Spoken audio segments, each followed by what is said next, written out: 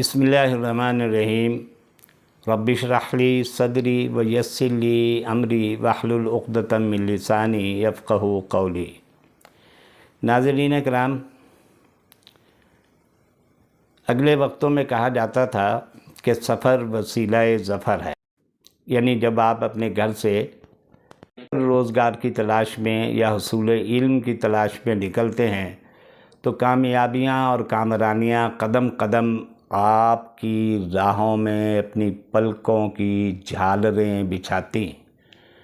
وہ آپ سے معانقہ کرتی ہیں، خوشحالی کی شکل میں، فروغ کی شکل میں، شہرت کی شکل میں، بہبود کی شکل میں۔ مجھے یاد پڑتا ہے کہ 1970 کی دہائی جو ابتدائی ہے اس میں ایک سفر نامہ بہت مشہور ہوا۔ وہ سفر نامہ تھا ابن انشا کا، اور ابن انشا نے مختلف سفر نامے لکھے۔ ان میں جو مشہور ہوا وہ پاک چین دوستی کی وجہ سے اس عنوان سے جو سفر نامہ لکھا گیا تھا کہ چلنا ہو تو چین کو چلیے۔ پاک چین دوستی کے بہت چرچے تھے ان دنوں۔ مجھے یاد پڑتا ہے کہ میرے پنجابی میں شاعر استاد طالب جلندری نے کہا تھا کہ پاک چین دوستی روشنی ہی روشنی۔ ابن انشا نے تو کہا چلنا ہو تو چین کو چلیے۔ اس سے پہلے میر کہہ چکے تھے کہ چلنا ہو تو چمن کو چلیے۔ اسی سے مستعار لیا تھا انہوں نے یہ نام۔ اور پھر ذوالفقار علی بھٹو مرحوم کے اوائل کا جو دور تھا، اس دور میں پاکستان کے ایک مشہور مزاحیہ فنکار اور اداکار رنگیلا نے ایک فلم بنائی۔ وہ فلم ساز بھی تھے۔ انہوں نے وہ فلم بنائی، اس کا عنوان تھا چلنا ہو تو دبئی کو چلیے، کیونکہ اس زمانے میں دبئی نیا نیا آباد ہو رہا تھا۔ وہاں پہ جو تعمیراتی کام تھے، ترقیاتی منصوبے تھے، اور اس صحرا کو گلزار بنانے کی جو پلاننگ تھی اس پر عمل درآمد ہو رہا تھا۔ دنیا بھر سے انہیں مزدور اور لیبر چاہیے تھی۔ ذوالفقار علی بھٹو نے سلطان زید سے مذاکرات کیے اور ان سے اجازت لی کہ پاکستان جس قدر بھی زیادہ سے زیادہ لیبر وہاں بھجوا سکے تو پاکستان کو اس کی اجازت ہوگی۔ لہٰذا پاکستان سے مزدور، پاکستان سے معمار، پاکستان سے مستری، پاکستان سے ترکھان، پاکستان سے لوہار، پاکستان سے ویلڈر، پاکستان سے ٹیلر ماسٹر، پاکستان سے ہیئر ڈریسر، پاکستان سے کرین آپریٹر، پاکستان سے جو جملہ ٹرانسپورٹ کے آلات تھے اور لوازمات تھے، ان کے جو ڈرائیور تھے وہ وہاں پہنچے۔ لفٹرز کو چلانے والے، لوڈرز کو چلانے والے، ڈمپرز کو چلانے والے، کرینوں کو چلانے والے، وہ وہاں پہنچے۔ پاکستان میں ایک مزدور کو عام طور پر اس زمانے میں 5-6 روپے ملا کرتے تھے مہینے میں، بمشکل وہ 150 روپیہ کماتا تھا، لیکن اس 150 روپے میں کم از کم 10 افراد پر مشتمل ایک گھرانے کا خرچہ جو ہے وہ پورا ہو جاتا تھا۔ اتنا راشن مل جاتا تھا کہ 2 مہینے تک جو اس گھر کی کفالت کرتا رہتا تھا۔ لیکن جو لوگ ڈرائیور، ویلڈر، ڈیولپر، مستری، ترکھان، مالی کی شکل میں یہاں سے گئے، وہاں انہیں جو ہے وہ تقریباً پاکستانی حساب سے 30 سے 40 اور 30 سے 50 کے درمیان تنخواہ ملتی تھی۔ ایوریج آپ لگا لیں کہ 900 یا 1000 روپیہ مہینے کا وہاں مزدور کما رہا تھا۔ کہاں پاکستان میں 150، اور 150 میں بھی پورے گھر کا راشن آ جاتا تھا۔ اور میں نے کہا کہ وہ راشن جو 30 دنوں کے لیے آتا تھا وہ 45 دنوں تک چلا کرتا تھا۔ جب یہاں 150 ملتا تھا وہاں 900 ملتا تھا، لہٰذا ایک رجحان اور میلان پیدا ہوا کہ فوری طور پر پاکستان کو چھوڑ کر ہنرمند لوگ جو ہیں وہ زیادہ سے زیادہ نقل مکانی کریں اور دبئی چلے جائیں۔ لہٰذا وہ دبئی پہنچے۔ ان کے معاشی حالات بہتر ہوئے، گھریلو حالات جو ہیں وہ بہتر ہوئے۔ ان کے رہنے سہنے کے انداز میں جو ہے وہ فرق آیا، ان کا طرز بود و باش جو ہے اس میں ایک نکھار آیا، ایک بہار آئی، ایک تبدیلی آئی، ایک تغیر آیا، ایک انقلاب آیا، یوں سمجھیے۔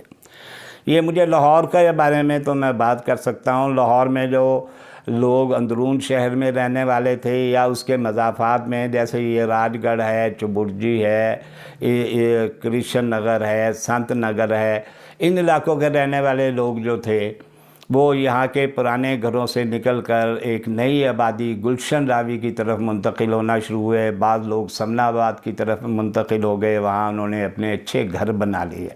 لہذا دبئی چلو جو ہے وہ ایک ضرورت بن گئی۔ ہر شہری کی خواہش ہوتی تھی کہ وہ کسی نہ کسی طرح دبئی چلا جائے۔ ایجوکیشنل کور کے لوگ بھی وہاں گئے اور دوسرے لوگ بھی گئے اور وہاں بڑی خوشحال زندگی کا انہوں نے اپنے آغاز کیا۔ سرکاری محکموں کے ملازم جو وابڈہ میں تھے یا دوسرے میں تھے، چونکہ وہاں پہ یہ بجلی کا کام بھی ہونا تھا، یہ سارے امور چونکہ وہاں پر ہونا تھے، تو یہ لوگ بھی وہاں ڈیپوٹیشن پر گئے اور وہاں پھر وہ مستقل طور پر بھی بعض لوگ جو ہے وہ مقیم ہو گئے، وہاں ٹھہر گئے۔ تو دبئی نے پاکستان کی معیشت میں جو لوور مڈل کلاس کی معیشت تھی یا گراس روٹ لیول کی اکانومی جو تھی، اس کو بڑا مضبوط اور مستحکم کیا، توانا بنایا اور قوی بنایا۔ پھر اس طرح دبئی پاکستانیوں کے ذہن میں ایک جنت کی سی شکل اختیار کر گیا اور واقعتاً دبئی پھر ترقی کرتے کرتے آج جنت بن چکا ہے۔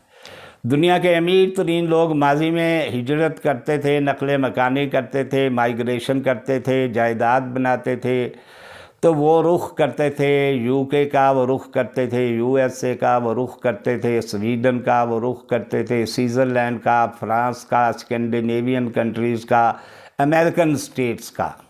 اب یہ جو دور آیا تو لوگوں نے رخ کرنا شروع کیا دبئی کی طرف۔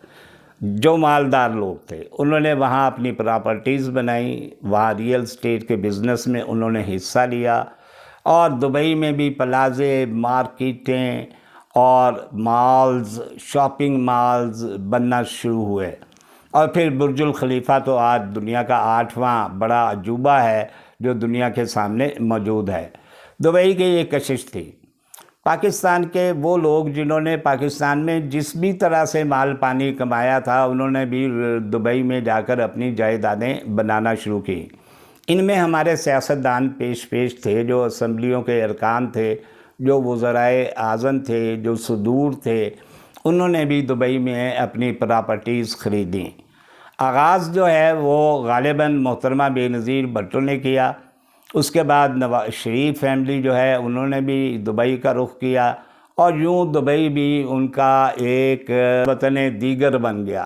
وہ وہاں جانا شروع ہو گئے، وہاں رہائشیں انہوں نے رکھ لیں، یہاں مقدمات بنتے، بھاگ کر دبئی میں چلے جاتے۔ اب آج کل پھر دبئی کے بڑے چرچے ہیں، بڑا شہرہ ہے، بڑا غلغلہ ہے دبئی کا، پاکستانی سیاست کے حوالے سے اور پاکستان میں جو آنے والے انتخابات ہیں ان کے حوالے سے، پلاننگ اور منصوبہ بندی کے حوالے سے۔